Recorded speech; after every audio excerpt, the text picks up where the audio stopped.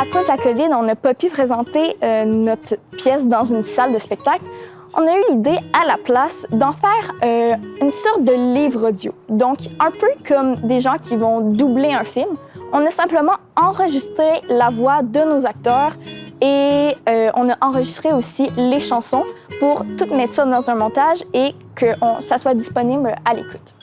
Ça a été quand même un défi de faire ça en livre audio parce qu'il a dû changer le texte de la pièce pour que ça marche sans voir d'image. On avait des idées, mais des idées très théâtrales. Par exemple, une scène où la personnage principale, Rosalind, était fâchée, puis elle marchait dans un parc, mais il n'y avait presque aucun mot. Donc là, on devait trouver une manière de faire passer le même message en utilisant des mots. Sinon, c'est sûr qu'on voulait la faire en anglais à la base de la pièce et on a gardé les noms originaux. Donc, comme c'est écrit en haut, le nom de la pièce, c'est Rosalind, comme le nom du personnage principal. Ensuite, il y a des personnages comme Willow, Amber, Paige, Violet, Abigail, Daisy. C'est tous des noms anglophones, puis on a décidé de les garder intacts, même en traduisant la pièce. C'est certain que d'enregistrer notre comédie musicale puis de la rendre disponible sur Internet, ça ne va pas nécessairement sensibiliser de la même manière que si on avait présenté la pièce, tout simplement. Mais on s'est quand même dit que ça pouvait être intéressant, puis qu'en plus de montrer la pièce et de la rendre disponible, on allait, par le biais de notre site Internet, pouvoir simplement toucher les gens du fait que même s'ils ne lisent pas ou ils n'écoutent pas notre histoire, que de parler de ce sujet-là, qui n'est pas tant connu, ça va déjà là sensibiliser les gens et leur faire penser à ce sujet-là qui est pas connu.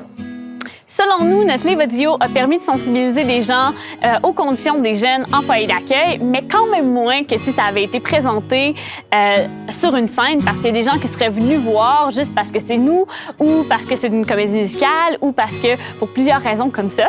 Sauf que le livre audio, ça permet quand même de sensibiliser des gens. On l'a mis partout sur les réseaux sociaux, on l'a mis sur le site web de notre projet. Donc, vous pouvez le retrouver à la fin du site, complètement en bas. Il y a aussi là-dedans le texte original et le texte du livre audio. Ça a quand même sensibilisé des gens à cause qu'ils sont venus voir la pièce ou ils ont juste entendu parler de notre projet, entendu parler des problèmes qui sont associés au système de foyer d'accueil, au système d'adoption québécois. Donc, tout le monde peut aller s'informer. Au moins, on a fait un projet, au moins, on en a parlé. Donc, les gens peuvent comprendre. On aimerait ça aussi remercier tous ceux qui ont participé à notre projet. Donc, tous ceux qui ont enregistré ou pour le chant ou pour le théâtre. Mais un merci spécial à tous ceux qui ont permis de rendre ça un projet de service communautaire. Un projet pour la communauté, un projet qui permet de sensibiliser. Donc, merci à Héloïse Meunier, Florence Lecourt, Esther Safari et Laurence Gourgue de nous avoir aidés avec ça. Donc, maintenant, on va vous laisser sur un petit extrait de la pièce qui va peut-être vous donner le goût d'aller l'écouter. Donc, voilà.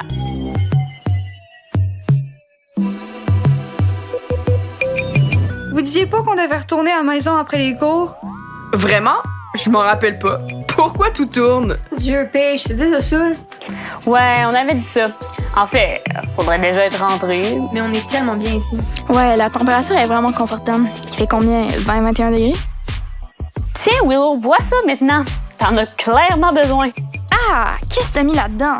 Oh, pas grand-chose. Juste de la vodka, du gin, du rhum, du brandy, de l'absinthe. Un mélange de jus d'ananas, de jus de mangue et de l'huile de coco. Oui, mais il y a quoi d'autre? Sans oublier la glace. Et si ça, c'est pas assez pour vous tuer, ajoutez une cuillère à thé d'arsenic.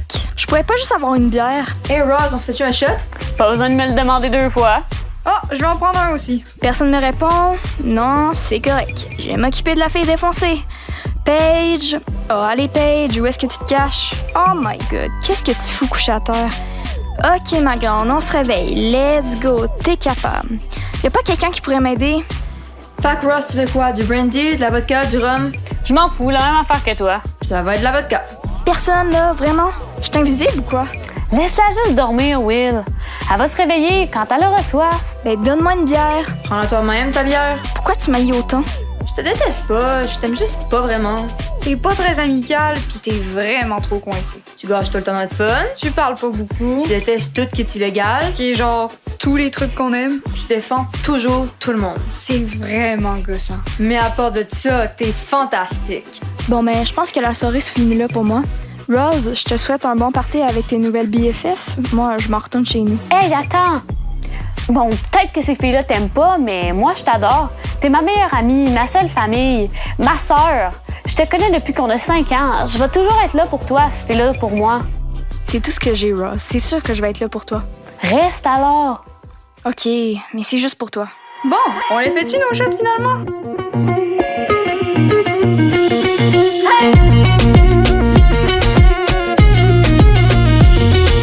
Levons nos verres sans raison. Il suffit de vivre, c'est bon. Mais c'est meilleur et c'est moins long avec un peu d'ivresse. Viens, on se casse la voix. Oui, on se casse là-bas. Là où l'amour est toujours roi, s'inventer des princesses. Le patron te fait la misère. C'est rien, T'as le moral sur une cigarre. c'est rien, T'es encore fatigué d'hier. c'est rien. On